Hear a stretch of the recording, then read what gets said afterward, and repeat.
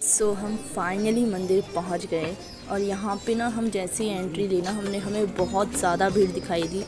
तो हम एंट्री हम शूज़ लेके नहीं कर सकते थे, तो हमने पीछे के रास्ता थोड़ा घूम के वहाँ पे थोड़ा शूज़ वगैरह का रखने का स्टैंड वगैरह था। तो ये सामने का फ्रंट गेट था और यहाँ पे ये मंदिर स्टार्ट हो जाता है यहाँ से। तो हमें ज़्यादा टाइम नहीं लगा वैसे तो, और हम घूमते घूमते अच्छे से आए, आराम से आ गए थे। और दिन के कम से कम 2 बज रहे होंगे जब हम यहाँ पे पहुँच गए और हम बहुत मस्ती से आए। आपने पिछले वाले व्लॉग में तो देख ही लिया होगा। अगर आपने अभी तक वो व्लॉग नहीं देखा है तो ज़रूर जाके देखिएगा। उसमें भी जागेश्वर के बारे में मैंने थोड़ी इन्फॉर्मेशन दे रखी है जितना मुझे पता था। और इस ब्लॉग में भी मैं जागेश्वर मंदिर के बारे में, टेम्पल के बारे में बहुत सारी इन्फॉर्मेशन देने वाली हूँ। तो अगर आपको मेरी वीडियोस पसंद आए तो प्लीज़ सब्सक्राइब करना मत भूलिएगा और वीडियो को लाइक कर दीजिए और शेयर ज़रूर करना। तो अभी हम घूम ही रहे हैं क्योंकि मंदिर में बहुत भीड़ है, तो इसलिए हम पहले सोच रहे हैं कि दर्शन वर्शन कर लें, फिर हम थोड़ा घूमेंगे मंदिर। और यहाँ पे आप देख सकते हैं यज्ञ वगैरह चल रहा है, महामृत्युंजय वगैरह भी चलता है यहाँ पे। आपको पिछले व्लॉग में बता ही दिया था मैंने। तो अभी यहाँ पे बहुत भीड़ है और दर्शन बिल्कुल नहीं हो पा रहे, मतलब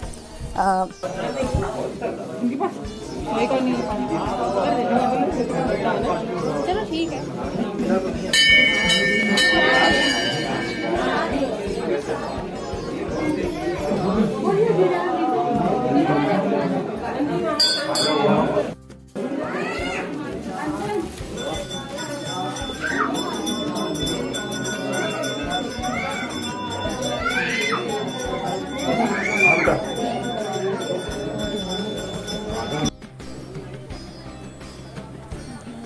यहाँ कुछ मंदिर 20वीं शताब्दी से भी संबंध रखते हैं। इन मंदिरों का निर्माण उत्तरी और मध्य भारतीय शैली में किया गया है। यहाँ के प्राचीन मंदिर भगवान शिव के अलावा भगवान विष्णु, माँ दुर्गा को भी समर्पित हैं। जागेश्वर एक हिंदू तीर्थ स्थल है। जागेश्वर जो है वो एक हिंदू तीर्थ स्थल है जहाँ साल भर देश भर से श्रद्धालु यहाँ पे मतलब आते हैं काफ़ी टाइम पे। और आपको महाशिवरात्रि के टाइम पे यहाँ पे बहुत ज़्यादा भीड़ देखने को मिल जाएगी, क्योंकि भीड़ अभी भी थी जब हम गए थे जिस टाइम पे, उस टाइम पे भी बहुत ज़्यादा भीड़ थी। हालांकि मतलब बारिश वारिश हो रही थी, ठंड भी ज़्यादा नहीं थी पर हो रही थी। रात के टाइम पे ठंड ज़्यादा हो जाती है यहाँ पे। तो आगे बढ़ते हैं। जागेश्वर उत्तर भारत का एक प्रसिद्ध तीर्थ स्थल है और शैव परंपराओं का एक पवित्र स्थान है। क्योंकि यहाँ एक प्राचीन स्थल है, इसलिए यहाँ भारतीय पुरातात्विक सर्वेक्षण विभाग के अंतर्गत संरक्षित है। तो ये जो मंदिर है वो भारतीय पुरातात्विक सर्वेक्षण विभाग के अंतर्गत जो आता है, वहाँ पे ये संरक्षित है, मतलब इसको सेफ जोन में डाला गया है। यह स्थल कई खूबसूरत मंदिरों का संग्रहालय स्थल है, जिसमें दंडेश्वर मंदिर, चंडिका मंदिर, जागेश्वर मंदिर, कुबेर मंदिर, मृत्युंजय मंदिर, नंदा देवी, नवग्रह मंदिर, पिरामिड मंदिर और सूर्य मंदिर शामिल हैं। श्रावण मास के दौरान यहाँ जागेश्वर मानसून फेस्टिवल का आयोजन भी किया जाता है, जिसमें शामिल होने के लिए दूर दूर से काफ़ी ज़्यादा श्रद्धालु यहाँ पे आते हैं। जैसे कि मैंने आपको बता ही दिया, महाशिवरात्रि के दौरान यहाँ पे शिव भक्तों का बहुत ज़्यादा जमावड़ा रहता है, मतलब बहुत ज़्यादा भीड़ रहती है। तो अभी हम थोड़ा जागेश्वर की हिस्ट्री के बारे में जान लेते हैं, जो मैंने आपको थोड़ी बहुत पहले की वीडियो में भी बता दी थी, पर इसमें मैं आपको पूरी तरीके से बता देती हूँ। जागेश्वर के मंदिरों का इतिहास। तो जागेश्वर के इतिहास के बारे में थोड़ी चीज़ें मैंने आपको पहले की वीडियो में बता दी थी, पर इसमें मैं आपको क्लियर कर देती हूँ।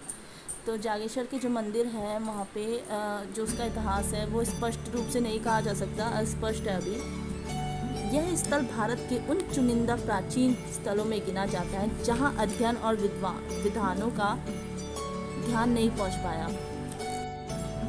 यह स्थल भारत के उन चुनिंदा प्राचीन स्थलों में गिना जाता है जहाँ अध्ययन और विद्वानों का ध्यान नहीं पहुँच पाया। फिर भी यह मौजूद कई मंदिरों की वास्तुकला और शैली के वो देख रेख के इसे जो रखा गया है वो 7वीं से 12वीं शताब्दी के मध्य में बताया जाता है। भारतीय पुरातात्विक सर्वेक्षण के माने तो यह कुछ मंदिर गुप्त काल के बाद और कुछ मंदिर दूसरी शताब्दी के बताए जाते हैं। कुछ लोगों का मानना है कि यह मंदिर कत्यूरी या चांद राजवंश के दौरान के हो सकते हैं, लेकिन इन तथ्यों को बल देने के लिए पुख्ता जानकारी और साक्ष्य अभी तक उपलब्ध नहीं है। इस स्थल को लेकर यह भी कहा जाता है कि यहाँ पे आदि शंकराचार्य ने इनमें से कुछ मंदिरों का निर्माण करवाया था, लेकिन इस दावे का समर्थन करने के लिए भी कोई साक्ष्य मौजूद नहीं है, कोई भी पुख्ता सबूत जो है वो मौजूद नहीं है। जो कुछ अनोखी विशेषताएं हैं इस मंदिर के वो भी मैं आपको बता देती हूँ। जागेश्वर में मौजूद प्राचीन मंदिरों के समूह काफ़ी हद तक भारत के विभिन्न राज्यों के मंदिरों से मेल खाते हैं। उदाहरण के तौर पर मंदिरों का एक ऐसा समूह है जो ओडिशा के भुवनेश्वर के पास लिंगराजा मंदिरों में रूप में देखा जा सकता है।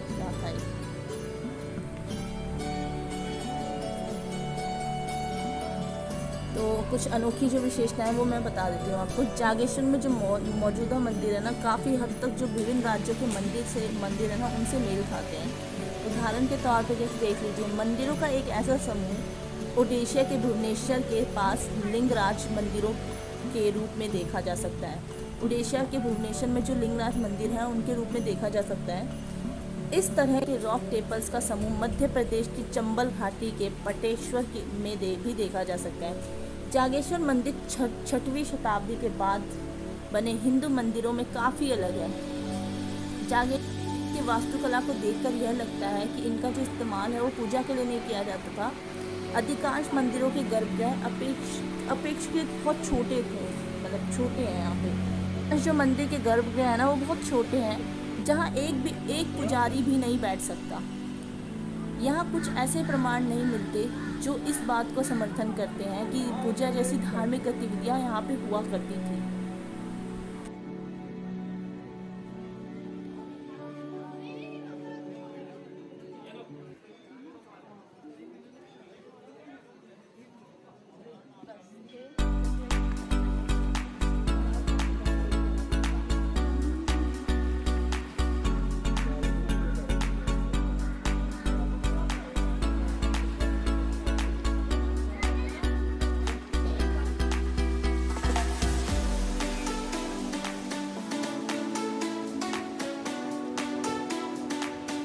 फिर से तो सही जगह बैठ गई, सही में यार। नहीं, पिछली बार तो नहीं बैठी। सारा दिन दिखता है वहाँ से।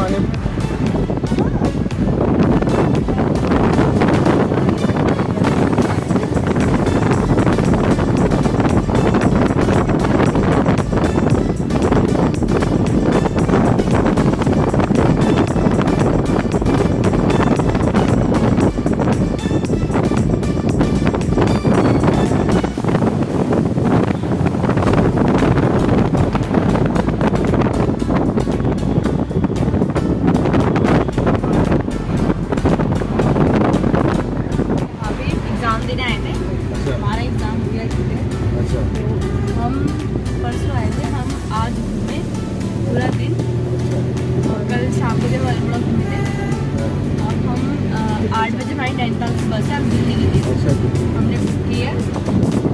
और जाती है ना 8:30 बजे वो लास्ट।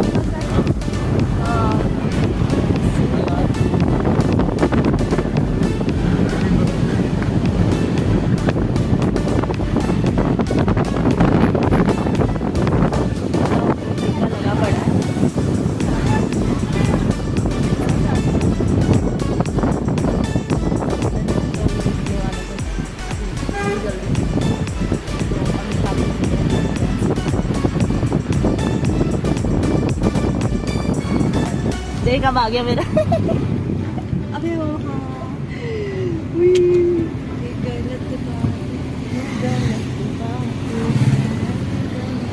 तक में इतना लंबा नहीं करता।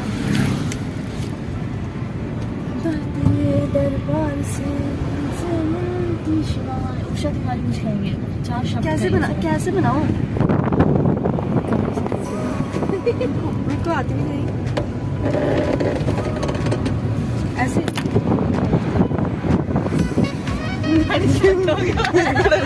तेरा फोन तो महंगा है। एक बार देख, यहाँ पे वो नहीं है ना, यहाँ पे गाड़ियाँ नहीं चल रही ना, यहाँ पे गाड़ियाँ ऐसे रख दे, अगर तुझे बनाने में ना ऐसे इस साइड रख के थोड़ा गैप दे दे इस साइड ऐसे, देख रही है, उस साइड की तरफ गैप। टमाटर टमाटर है ऑलरेडी और यहाँ से चलिए 308 ऐसे ही। तो तुमने पूरी तो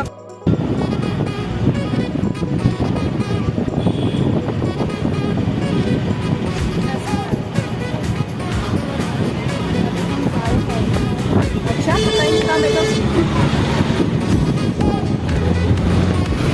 अभी हम कहाँ जा रहे हैं?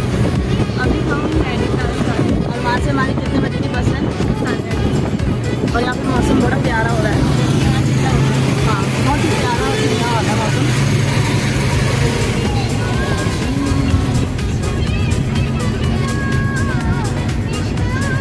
पिछली बार मेरे भैया लोग नैनीताल गए थे, वो हमें नहीं लेके गए। काशीपुर के पास में पड़ता है।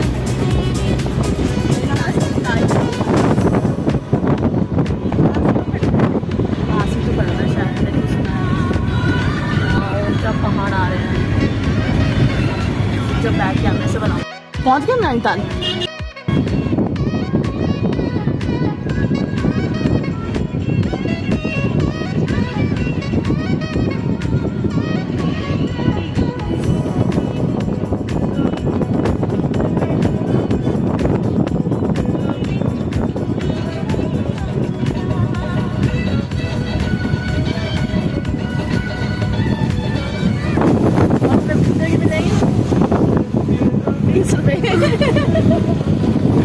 आड़ू बोल रहे हैं।